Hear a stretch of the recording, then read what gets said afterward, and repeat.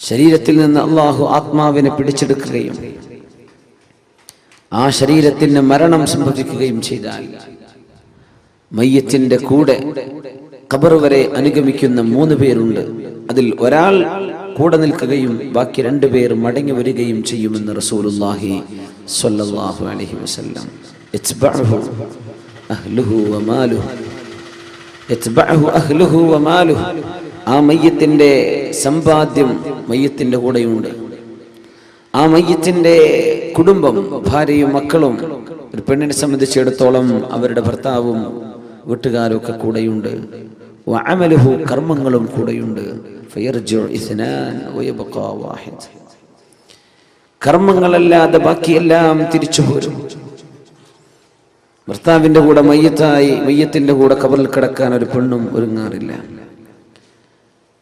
മരിച്ച ഭാര്യയുടെ കൂടെ ഖബറിൽ ഒരു ഭർത്താവും, ജീവനുള്ള ഒരു ഭർത്താവ് പോയി കിടക്കാറില്ല. എല്ലാവരും തിരിച്ചു പോരും. വയബ്ഖാ വാഹിദ്, ഒന്നേ ഒന്ന് മാത്രമാണ് അവശേഷിക്കുന്നത്. അമലുഹു, നമ്മളൊക്കെ ചെയ്തുകൊണ്ടിരുന്ന കർമ്മങ്ങൾ.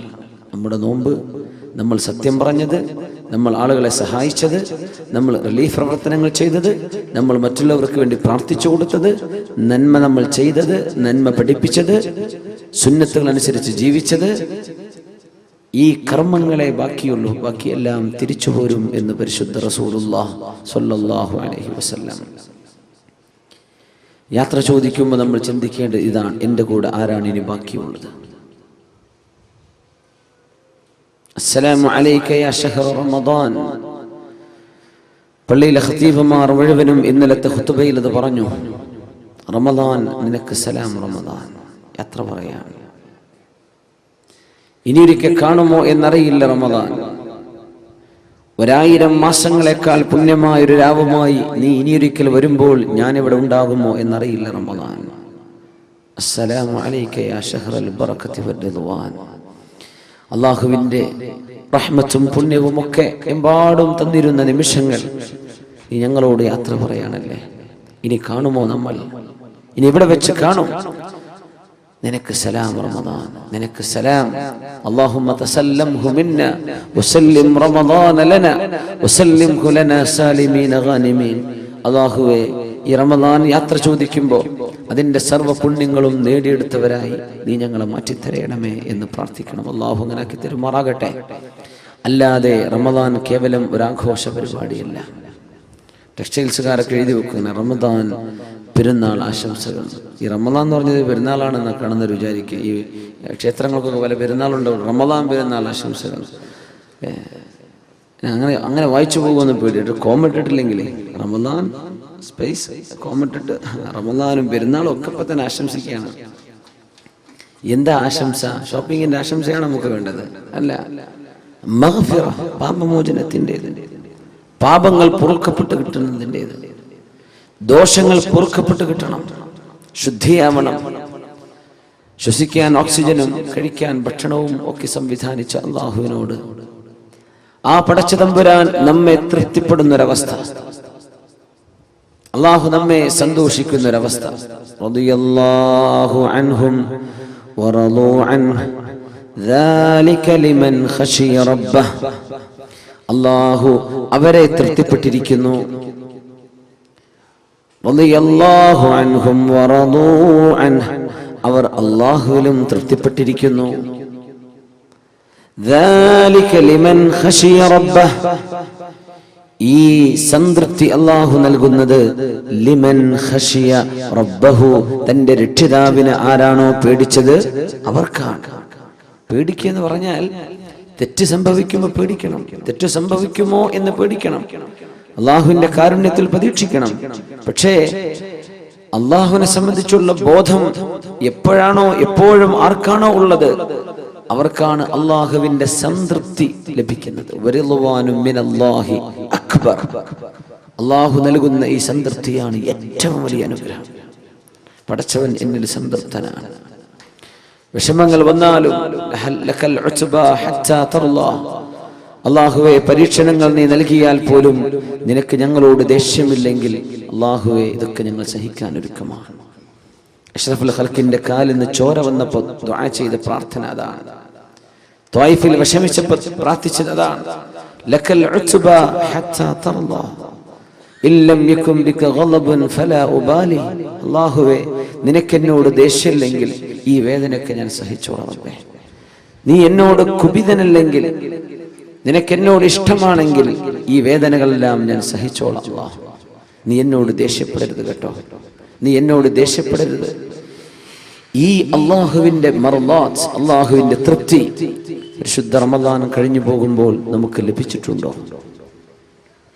മനസ്സിനുള്ളിലേക്ക് വരുന്നുണ്ടോ എൻ്റെ റബ്ബ് എന്നോട് പൊരുത്തപ്പെട്ടിരിക്കണം? മനസ്സിനുള്ളിലേക്ക് വരുന്നുണ്ടോ എൻ്റെ റബ്ബ് എന്നിൽ സംതൃപ്തനായിരിക്കണം?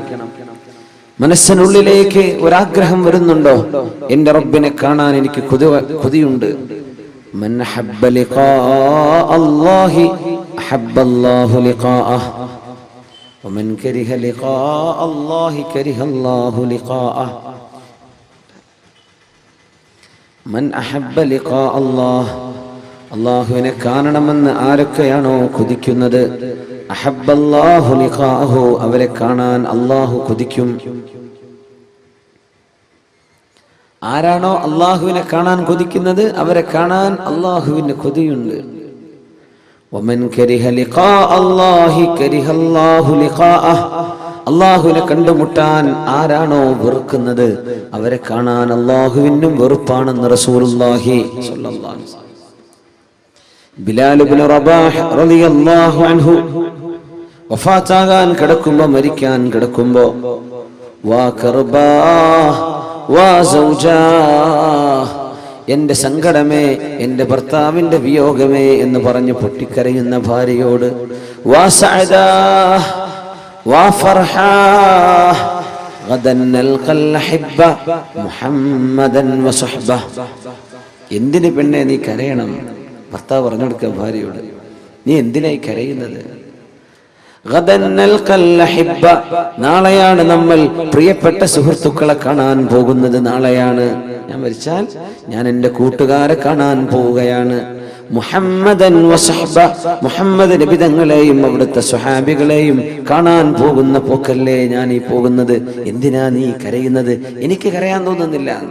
ബിലാൽ ഇബ്നു റബാഹ് റളിയല്ലാഹു അൻഹു, മൻ അഹബ്ബ ലിഖാഅ അല്ലാഹ്, എൻ്റെ റബ്ബിനെ കാണാൻ എനിക്ക് കൊതിയുണ്ടെന്ന് ആഗ്രഹിക്കുന്നവരെ അവരെ കാണാൻ അല്ലാഹുവിന് കൊതിയുണ്ട്. ഇത് പറഞ്ഞപ്പോൾ ആയിഷ റളിയല്ലാഹു അൻഹ പറഞ്ഞു, അല്ലാഹുവിന്റെ റസൂലേ, കുല്ലുനാ നക്റഹുൽ മൗത്ത്, ഞങ്ങൾക്കൊക്കെ മരിക്കൽ വെറുപ്പാണല്ലോ നബിയേ. ഞങ്ങൾക്കൊക്കെ അത് വെറുപ്പാണല്ലോ, ഞങ്ങൾക്കൊക്കെ അത് വെറുപ്പാണല്ലോ നബിയേ. പിന്നെ എങ്ങനെ അള്ളാഹുവിനെ കാണാൻ ഇഷ്ടപ്പെടാൻ ഞങ്ങൾക്ക് എങ്ങനെ കഴിയും? ഞങ്ങൾക്ക് മരിക്കാൻ ഇഷ്ടമല്ലല്ലോ. ആയിഷ ബീവി, അത് സ്വാഭാവികമാണ്.